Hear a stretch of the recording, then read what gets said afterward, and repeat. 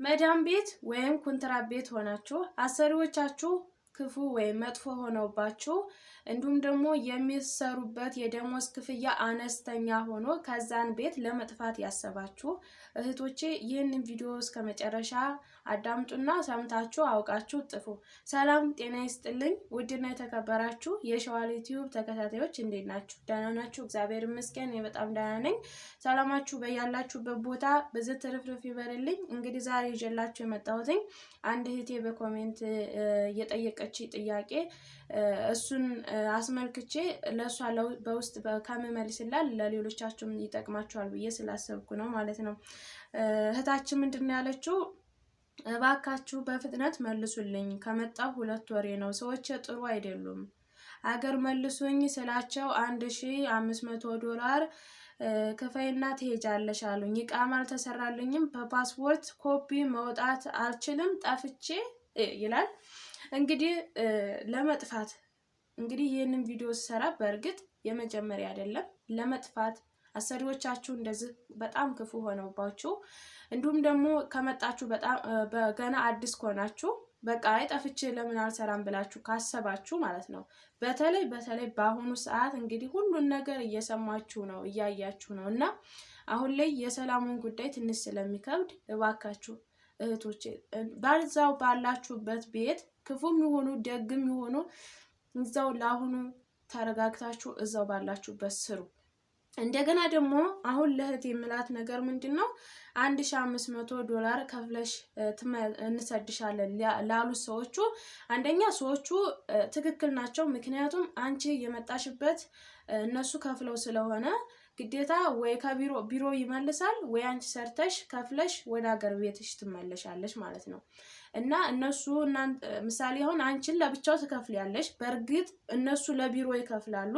ቢሮ ደግሞ የማይከፍል ከሆነ ግዴታ አንቺን ይይዛሉ ማለት ነው። ወይ አንቺ ገና 2 ወርሽ ነው። እስከ 3 ወር ድረስ ያን ቤት መቀየር ትችያለሽ። እስከ መጥፋትም ድረስ አትደርሽም ማለት ነው።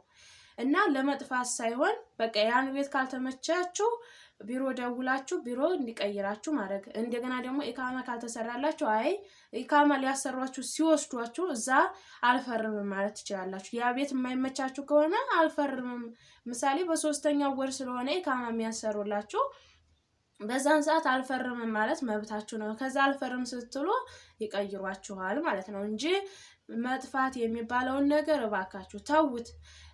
አነስተኛም ደሞዝ ተከፈላችሁ ከፍተኛ ደሞዝ ተከፈለ ሁሉም አንድ ነው። አንድ አይነት ህይወት ነው የምንኖረው። ምንም አይነት ለውጥ የምናገኝበት ነገር የለም። ነፃነት የሚባለው ነገር ምንድነው? እንደ ዛሬ መተኛት ካለብን ተኝተን ልንውል እንችላለን። መስራት ካለብን መስራት እንችላለን። ያ ነው ነፃነት። ግን ነፃነትም የሚባል ነገር ህገወጥ ስለሆናችሁ ዛሬ እያዛለሁ ነገ እያዛለሁ የማለት ፍሬያቻ ስለሚኖር ስለዚህ ሁሉም ነገር እናንተ እንዳሰባችሁት የሚሆን ነገር የለም። እና እህቴ የምልሽ ነገር ምንድነው? እነሱ ትክክል ናቸው። ምክንያቱም የመጣሽ የነሱ ገና ከመጣሽ 2 ወርሽ ነው። ዝም ብለው እንደዚህ የሚሰዱሽ ነገር አይደለም። ገንዘባቸውን ሳያገኙ ዝም ብለው ሂጂ ብለው የሚለቁሽ ነገር ስላልሆነ የመጣሽበትን ወይ ቢሮ ሌላ ሰው ይተካል ወይ አንቺ እኔ በቃ መሄድ አለብኝ ካልሽ ለቢሮ ደውለሽ ለቢሮ ታናግሪያለሽ። ቢሮ ከዛ መቀየር ካለበት ይቀይራል። መቀየር ከሌለበት ደግሞ ግዴታ አንቺን ይይዙሻል ማለት ነው። እና መጥፋት የሚባለውን ነገር አታስቡት። መጥፋት የሚባለው ነገር በጣም ትልቅ ሲቃይ ነው፣ ትልቅ መከራ ነው። ብዙ አይነት በተለይ ደግሞ አሁን ምሳሌ በዶላር የሚከፈለው እዚህ ቤሩት የት ነው? ባህሬን፣ ጆርዳን መሰለኝ እነኚህ 3ቱ ሀገር ብትጠፉ ማንኛውም አረባት ሀገር ላይ ሆን መጥፋት አያስፈልግም። በተለይ በአሁኑ ሰዓት ባለው የሰላም ጉዳይ ብዙ ስራ ይጦት አለ፣ ብዙ ነገር አለ እና እባካችሁ ትልቅ ጥንቃቄ አድርጉ። ብቻ በጣም ከባድ ነው እና እንደዚህ ቀለል አድርጋችሁ ምሳሌ አሁን አንድ እዚህ ቤሩት ላይ እንበል አንድ ሰው $150 ወይም $200 ይከፈለን እንበል እና ደግሞ ውጭ ላይ ወጣው $300 $400 ሊከፈላቸው ይችላል።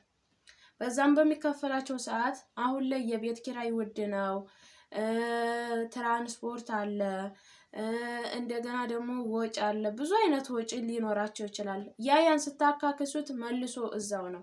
እነሱ አሰሪዎቻችሁ የእናንተ የሚያስፈልግናችሁን ነገር የሚያሟላላችሁ ከሆነ እንደገና ደግሞ እናንተ ያችን ደሞዛችሁን ብቻ ተቀብላችሁ ወደ ሀገር ቤት የምትልቋት ከሆነ በቂ ነው። ያችን እኮ ለምን 5 ብር አትሆንም? ያችን በስነ ስርዓት የምትይዟት ከሆነ የትም ማታባክኗት ከሆነ በቃ ያቺ ትንሿ ነገር ትልቅ ትሆናለች። ምንም ችግር የለውም። እኛ አሁን ችግራችን ምን እንደሆነ ታውቃላችሁ? እውነት ለመናገር ማለት ነው ሁላችንም አረባት ሀገር ያለ ነው። ምሳሌ አሁን ከሌ አንድ ጓደኛዬ መጣ እኔ እኮ 400 ነው የሚከፈለኝ አንቺ ለምን በ200 ትሰሪያለሽ ብትለኝ፣ እንዴ ለምንድን ነው እኔ የምሰራው? እኔም እኮ ከሀገር የወጣሁት ለመስራት ነው ብዬ በቃ የእሷን አላማ ተከትዬ ልጠፋ እችላለሁ ማለት ነው። ግን እሷ የምትኖረው ህይወትና አንቺ የምትኖሪው ህይወት አንድ ላይ ሆን ይችላል። አንቺ እንዳሰብሽው ላታገኘው ትችያለሽ። ግን እዛ ጥንክር ብለሽ እዛ አለሽበት ቤት ጥንክር ብለሽ ብርን ሳታይ በቃ ጤንነትሽን ምሳሌ ወታ የምሰራ አንድ እህታችን የምትታመም እንዲያሳክማት ወጪ በራሷ ነው እንድትታከም ወጪ እንደገና ደግሞ ተያዥ ሆኖ ሐኪም ቤት የሚወስዳት ሰው ወይ ገዝታ ነው ወይ ምን ብላ ነው። ብዙ አይነት ነገር ሐኪም ቤት ለመግባት ራሱ ተሳቃችሁ ነው። እያዝ ይሆን አልያዝ ይሆን እንደዚህ ሆነ ወይ አልሆነ ወይ በማለት ብዙ አይነት ነገር ፈተና አለው እና እንደ ቀላል ነገር አስባችሁ ህይወታችሁን አልተባለበት ቦታ ላይ አታድርጉት። እዛው ባላችሁበት ቦታ ባላችሁበት ቤት ጥንከር ብላችሁ ስሩ። ደግሞ አረቦቹ ክፉ ከሆኑባችሁ ደግሞ በቃ ቀይሩኝ እንዴ መስመር እኮ መውጣት ትችላላችሁ። ቢያንስ ቋንቋ የምታውቁ ከሆነ ፖሊስ ጋር መሄድ ትችላላችሁ፣ ማናገር ትችላላችሁ። እያንዳንዱን ችግር ማለት ነው። በሁሉም አረባት ሀገር ቢሆንም ህግ አለ። ህግ የሌለበት የለም። ግን እኛ ቆይ ዛሬ ቆይ ነገ እያልን ሁሉን ነገር እየደባበስን ስለምናሳልፈው ነው እንጂ እነሱ እኮ እኛ ወተን ከቤት መናገር እንደማንችል ስለሚያውቁ ነው እኛ ላይ ስቃይ መከራ የሚያሳልፉብን። እና በተለይ እንደዚህ ጠፍቼ የፎቶ ኮፒ አለኝ ያንን ይዤ መጥፋት እችላለሁ። በጣም ብዙዎች የምትሸወዱበት ነገር ምንድነው? ልክ የፓስፖርት ኮፒ ይዛችሁ ትመጣላችሁ። ከዛ ኮፒ አለኝ እሱን ማውጣት እችላለሁ፣ በዛ መጥፋት እችላለሁ፣ በቃ ምንም አልደረግም ብያዝ ራሱ ያናሳያለሁ ብላችሁ ራሳችሁን እንደዚህ ኮራ ታደርጋላችሁ። ሌላው ደግሞ ምንድነው? ምሳሌ አንድ ሰው ወደ አረባት ሀገር ጠፍቶ ኖሮ ወደ ሀገር ቤት ገብቶ 5 ዓመት ሳይሞላው ወደዚህ መምጣት አይችልም አይደለ? አንዳንዶቻችሁ ምን ታደርጋላችሁ? ልክ ስም ቀይራችሁ ትመጣላችሁ። ስም ቀይራችሁ ፓስፖርታችሁን በሌላ ሰው ስም አርጋችሁ ወደዚህ ወደ አረባት ሀገር ልትመጡ ትችላላችሁ ማለት ነው። ከዛ ዝመታችሁ እየኖራችሁ አንድ ቀን ብሎ ፓስፖርታችሁ ወይ ልታሳድሱ ወይ ኢካማ ልታሳዩ እንትን ልትስብሉ ትሄዳላችሁ። ልክ የበፊቱ አሻራ ይታያል ማለት ነው። እና ኮምፒውተር የያዘውን ነገር አስጭበረብራለሁ እሸውዳለሁ ብላችሁ የምታደርጉ እህቶች ካላችሁ ወደ ሀገር ገብቼ በስም ቀይሬ ሌላ ፓስፖርት አውጥቼ እመጣለሁ ለምትሉ አሻራ ልክ እጃችሁን ሲታይ አሻራ ስለሚታይ፣ ስለዚህ ይሄን ነገር አውቃችሁበት ነው ራሳችሁን በቃ እንደ ቀላል ነገር እንደ ትንሽ ነገር አድርጋችሁ አታስቡ እና ጥንቃቄ አድርጉ። ሰው የሚላችሁን ነገር አትስሙ።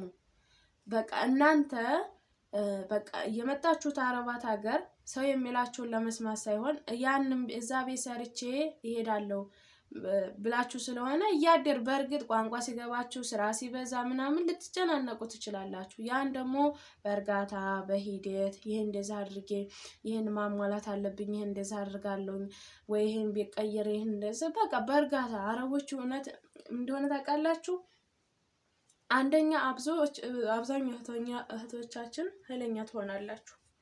አረቦች ምንድነው በእርጋታ በቃ ሲከፋችሁ ምንም ሲላችሁ ስሜት ሲሰማችሁ እስኪ ቀስ ብላችሁ አዋሯቸው።